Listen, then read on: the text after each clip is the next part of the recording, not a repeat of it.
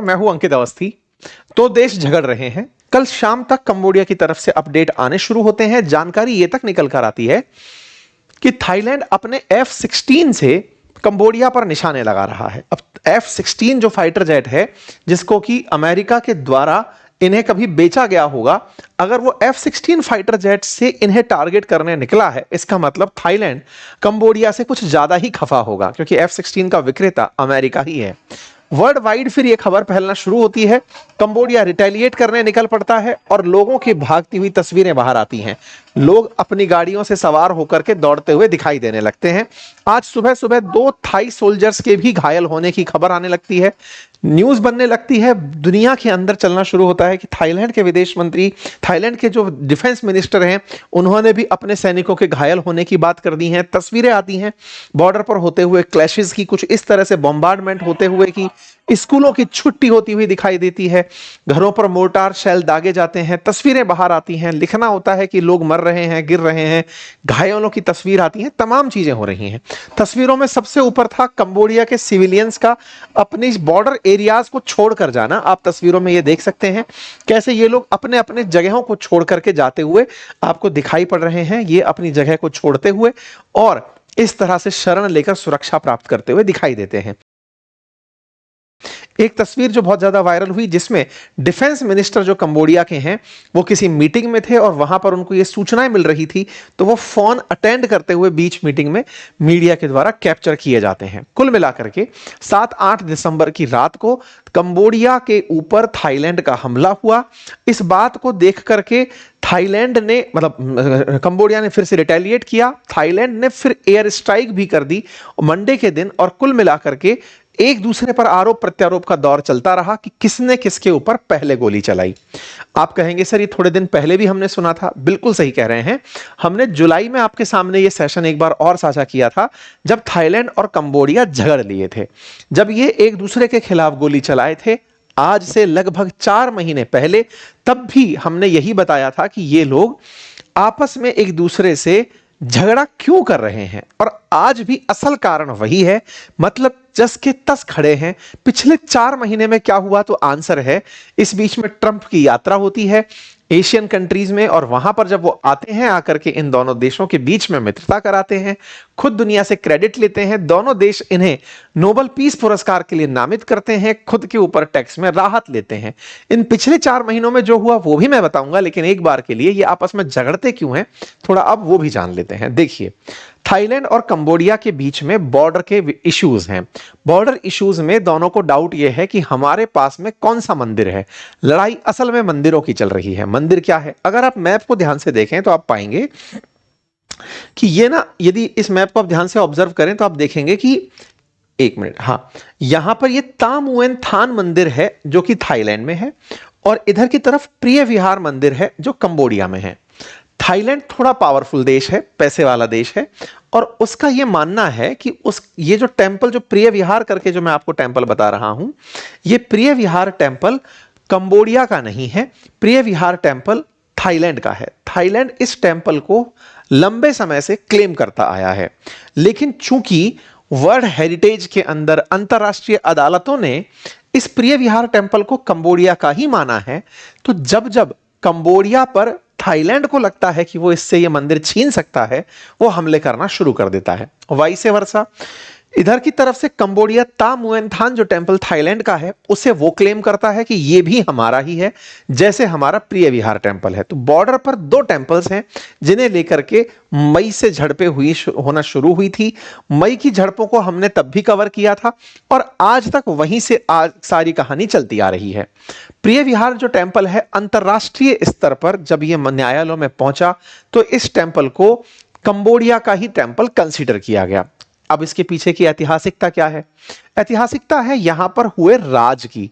ऐतिहासिक रूप से ये दोनों एक ही राजघराने के अधीन कभी आते थे, लेकिन बाद में समय बीतता गया, दोनों पार्टीज अलग होती गई। कुछ लोग थाईलैंड में बस गए, कुछ लोग कंबोडिया में बस गए।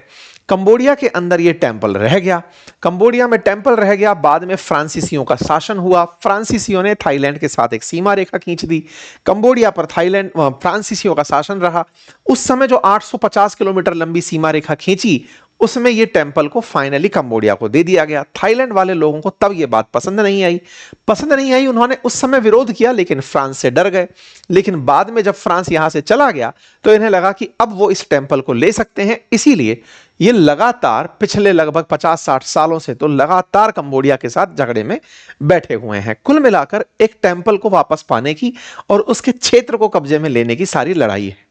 प्रिय विहार टेम्पल को यूनेस्को के द्वारा वर्ल्ड हेरिटेज का तमगा भी दे दिया गया। तो यूनेस्को ने जब इसको वर्ल्ड हेरिटेज का तमगा दिया तो थाईलैंड को इससे और दुख हुआ। एक तो टेम्पल हमारा नहीं है और आप उसे वर्ल्ड में इतना रिकॉग्नाइज कर दे रहे हैं। ये जो टेम्पल है ना, इसकी एक बड़ी विचित्र स्थिति है। प्रिय विहार टेम्पल जिस तरह से आपको यहां पर एक प्लेन में दिखाई दे रहा है, असल मायने में इस प्लेन के जस्ट दूसरी तरफ अगर आप देखेंगे तो बड़ा गड्ढा है।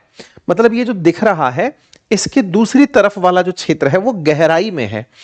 ऊपर से जो प्लेनर एरिया है ये कंबोडिया के पास है और नीचे की तरफ जो गड्ढे वाला क्षेत्र है वो थाईलैंड के पास है।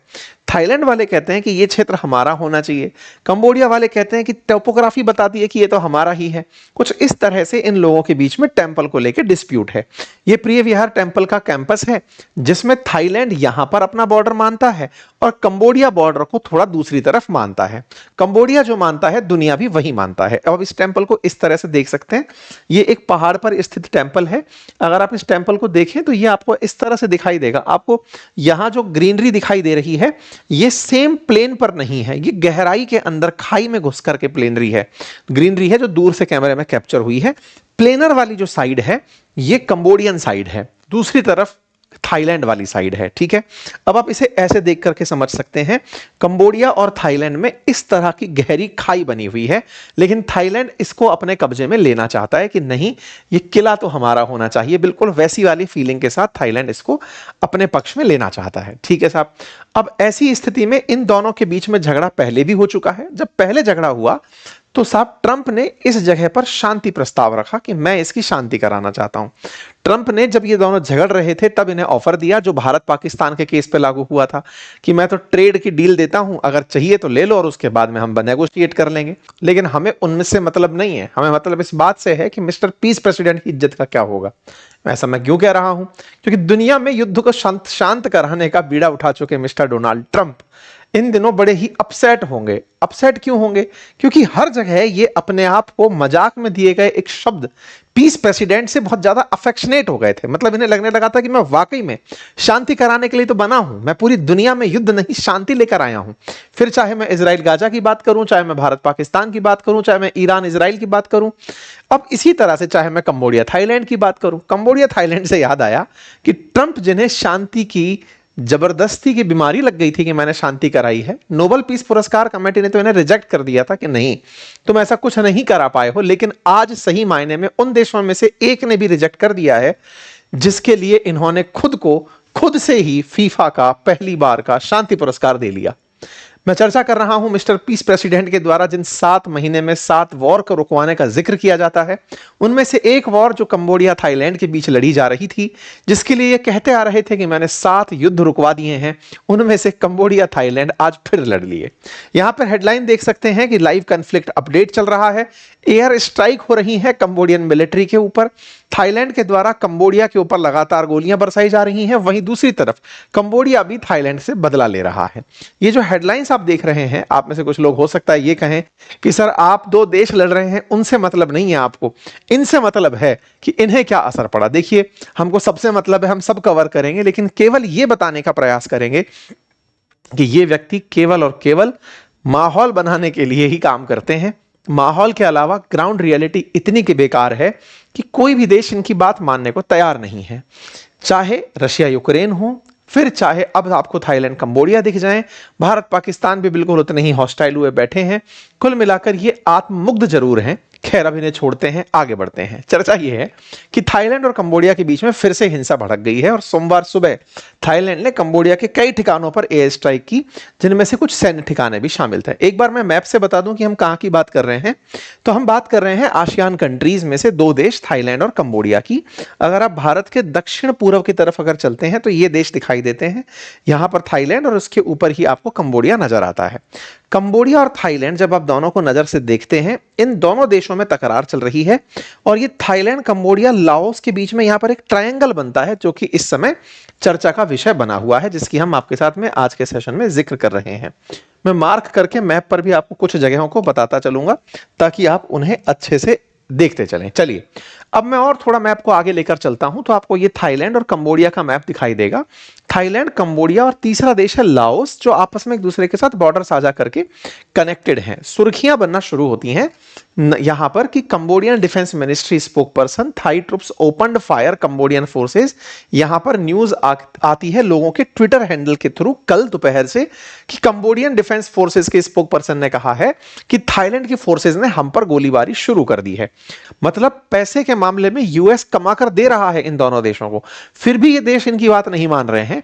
ये दर्शाता है कि ट्रंप कहीं ना कहीं अपनी पॉलिसीज में इंप्लीमेंटेशन को लेकर के बहुत ही कमजोर राष्ट्रपति सिद्ध होंगे। खैर फिलहाल के लिए तो इतना ही। बाकी आप लोग इस विषय पर क्या सोचते हैं? युद्ध होना अच्छी बात नहीं है, लेकिन भारत के लिए इनकी जो डिसिसिवनेस है उस पर सवाल खड़े होना अच्छी बात है, क्योंकि भारत पाकिस्तान के केस में इन्होंने बहुत फेकबाजी की थी। हमें इसीलिए इनके साथ जब कुछ ऐसा हो रहा होता है आनंद की प्राप्ति होती है। बाकी आप लोगों को क्या लगता है जरूर कमेंट बॉक्स में बताइए। फिलहाल के लिए इतना ही। Thank you so much.